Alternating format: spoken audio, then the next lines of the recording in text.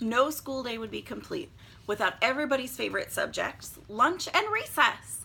So to start with, for lunch, we have this awesome new Start to Cookbook that has all kinds of recipes that are super simple and easy to follow. It gives a little description about each of the food groups as it pertains to cooking and to washing or cleaning those fruits and and vegetables, cutting them, just the basic prep methods for them, and then it gives some really fun recipes to try with kids. Maybe you're looking for something for someone a little smaller to play with.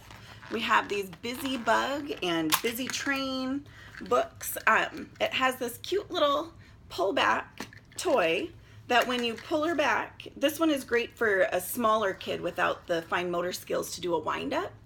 You pull the little bug back and she drives herself around. My kids will even play with those on the kitchen floor, just the bug itself on the kitchen floor. Oh, we better let that run out. It's kind of noisy.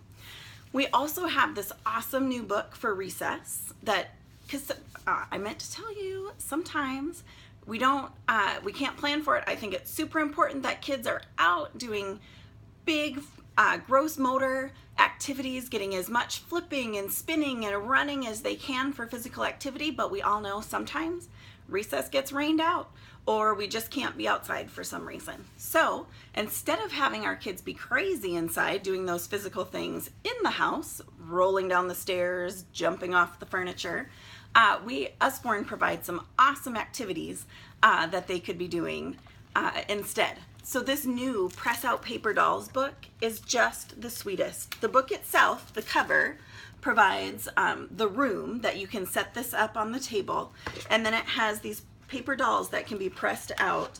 The little girls, they look just like the ones I used to play with when I was little. And then it has a bunch of outfits and dresses for them with the little tabs that fold around behind the paper dolls. I love it. And then at the back here, it also has, out of the paper, where you can make a wardrobe that you can hang all the little dresses in, and it's so cute. My girls and I are going to do this and make a video specifically about this one. But so this is something fun they could be doing inside. Or maybe your kid just loves to look at puzzles or do puzzles. This picture puzzle book has just the most beautiful illustrations. I kind of want to cut them up sometimes and frame them. But so this one says, for example, find a fisherman's sweater. And somewhere on this page there's a fisherman's sweater. And then it says, how many flying fish can you spy? And you count the flying fish. Each page has questions like that with beautiful illustrations. There's a zoo picture puzzle book and just the original one that they came out with. And my kids even, you don't have to be a reader to be able to do this, because someone can make up their own questions about it. And if you've already answered all the questions and kind of remember where things are on these pages, you can make up your own new questions to go with the pictures. And it does give you the answers in the back, just so you know. I hate it when you get some kind of a puzzle book and you can't figure out what the answers are and it doesn't tell you. Another one for your little people that's so fun. This is a book/toy, I think, because it's called My Wild Animal World, and it has these cute little books in there that look like little chunky little blocks. Each one follows a pattern for the animal and where they live, what they eat, what they say. My kids will use them as blocks and stack them up, or you can play it as a little game, a little matching game. There's a picture of which book belongs in that slot on those, and it has this little magnetic closure. So cute for a little one.